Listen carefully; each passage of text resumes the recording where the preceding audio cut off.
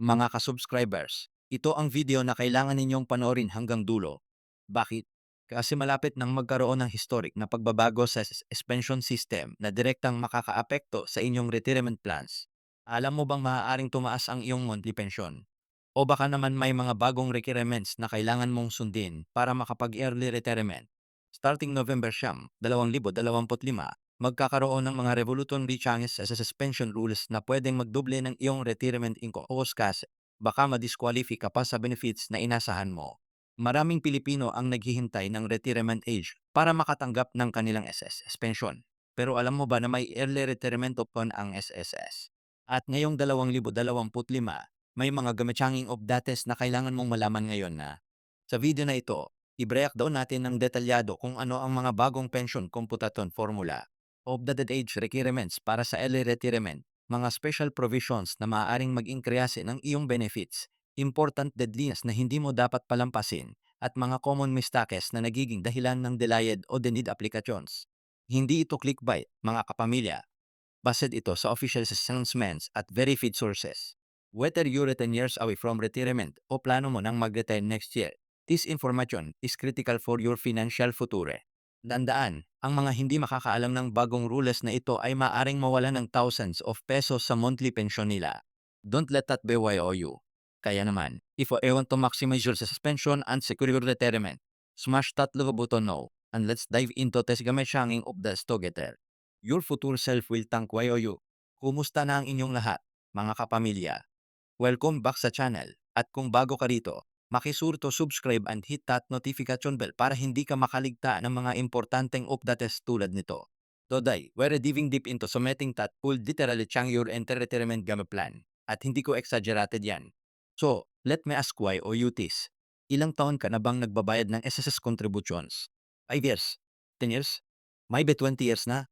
Alam mo ba na lahat ng pinagpaguran mong yan, lahat ng buwanang deduction sa sahod mo, lahat ng voluntary contributions na binayaran mo, lahat yan ay para sa isang bagay lang, ang iyong retirement. At ngayong November 2025, everything is about to change in ways na hindi mo pa naisip. Let me find why o UI picture first. Imagine this, you've been working your entire life, contributing faithfully to SSS every single month. Dumaan ka sa hirap, sa stress ng trabaho, sa traffic papasok at pauwi, sa deadliness, sa office politics. All of that, with only dream in mind, na pagdating ng retirement age mo, may pension ka na tatanggapin every month. Comfortable living, travel siguro, team with your apo, yung simple life na pangarap mo. Pero ano ba talaga ang alam mo tungkol sa suspension rules? Alam mo ba kung magkano talaga ang matatanggap mo? Alam mo ba kung kailan ka pwedeng mag-retire? At alam mo ba na may early retirement option na pwede mong itake advantage? Maraming Pilipino ang hindi aware sa mga specifics ng SSS pension system nila. They just pay their contributions religiously, thinking na automatic na pagdating ng 60 years old, dadating na yung pensyon. But here's the thing, mga kapamilya, it's not that simple. May mga requirements, may mga computations, may mga conditions na kailangan mong tuparin. At ngayong 2025, with the new rules coming in on November everything why o you thought why o you might need to be reconsidered. Let me share with why o you kung ano ba talaga ang nangyayari. Ang Social Security System, or SSS, has been around for decades, providing social security protection to Filipino workers. It's a government-mandated insurance program that covers employees and self-employed individuals. Ang main purpose nito is to provide the replacement income during contingencies like sickness, maternity, disability, old age, and death. But today, we're focusing on the old age or retirement pension, the benefit that most of us are working towards or entitled. No, under the current rules na existing pa hanggang November 8, 2025, ang retirement age is 60 years old. Pero did why o you know na pwede ka actually mag-retire as early as 55? Yes, why you heard that right? Hindi mo kailangan maghintay ng 60 to start receiving your pension. Ito yung tinatawag na early retirement option. But of course, may mga conditions yan. Hindi pwedeng basta-basta ka lang mag-early retire at mag-expect ng full pension. The system is designed in why not there are trade-offs. May pros and cons, depending on when way o you choose to retire. For early retirement, kailangan mong ma-meet ang certain requirements. First, way you need to be at least 55 years old but not yet 60. Second, YOU must have paid at least 120 monthly contributions before the semester of retirement. That's 10 years worth of contributions, mga kapamilya. restricted, where you must be separated from employment or has to be being self-employed, where you can't be actively working and receiving your retirement pension at the same time. Necessary basic requirements na kailangan mong i-complete para maka-avail ng early retirement. Pero here's where it gets interesting. Ang pension computation for early retirement is different from regular retirement. If you retire at 60 or beyond, why you get the full computed pension based on the formula. But if you retire early, there's a reduction factor applied. For every year na earlier than 60 na nag-retire ka, may corresponding percentage reduction ang pension mo. So kung 55 ka nag-retire, that's 5 years earlier than the normal retirement age, which means may significant reduction ang monthly pension mo compared sa kung naghintay ka pa ng 60. No, we am I telling why all of this. Kasi starting November 2025, may mga changes na mangyayari sa pension computation, sa requirements, at sa benefits na matatanggap mo. According to the new rules na i-announce ng SSS, there will be adjustments to the pension formula that could potentially increase or decrease your monthly benefits depending on your contribution, history, and retirement age. May mga talks din about adjusting the reduction factor for early retirement, which could mean better benefits for those who choose to retire before 60. Let me explain why this matters so much. Let's say you're currently 53 years old and you're planning to take early retirement at 55. Under the rules, you can estimate your pension based on the current formula and reduction factors. Pero if the new rules offer better terms for retirees, won't you want to wait a bit and retire under the new system instead? Or conversely, if the new rules make it less favorable, wouldn't you want to rush and file your retirement application before November para malok in yung old age? This is exactly the kind of strategic decision making na kailangan mong gawin ngayon. Hindi ito basta retirement planning na casual lang. This is about maximizing every peso na matatanggap mo for the rest of your life. Remember, also you start your pension, yan na yun. Where you can go back and say, wait, I want to retire on the different rules. Once you've made your choice and started receiving benefits, that's permanent. Let me give you a real-world example para mas maintindihan ninyo. Let's call her Aling Maria. She's 50 years old, been working as an employee for 30 years, and has religiously paid her contributions. She's thinking about retiring this year, pero she's not sure if she should know at 58 or wait until 60 for the full pension.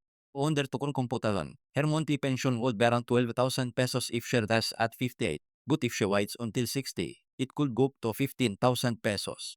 That's at a 1,000 peso difference every month. No, Aling Maria is hearing about the new rules coming in November. She's confused. Should she file her retirement now before it changes take effect? Or should she wait and see if the new rules will give her better benefits? This is the dilemma that thousands of SSS members are facing right now. And honestly, without complete information about what the new rules entail, it's hard to make an informed decision. That's why this video is so crucial. We need to understand what's changing, why it's changing, and how it will affect different groups of potential retirees. This has been dropping hints about the changes for months now. There have been consultations with different sectors, meetings with labor groups, discussions in Congress. The main driver for the change is sustainability. This fund needs to remain viable for future generations while ensuring current retirees get adequate benefits. One of the changes being discussed is the pension computation formula itself. Currently, the basic formula considers your average monthly salary credit, your credited years of service, and other factors.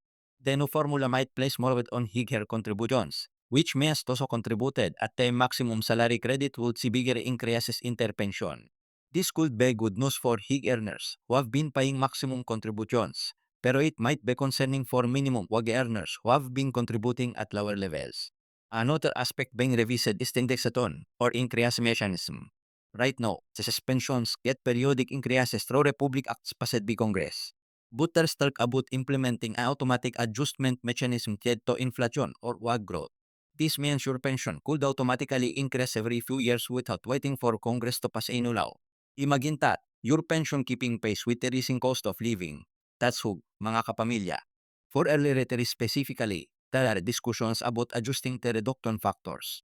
So may proposal suggest a more gradual reduction, meaning retiring at 55 or 56 wouldn't penalize YOU as much as under current rules.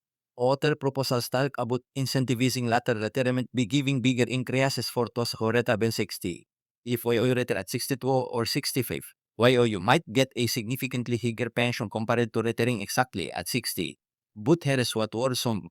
Along with the potential increases and improvements, there might also be stricter requirements.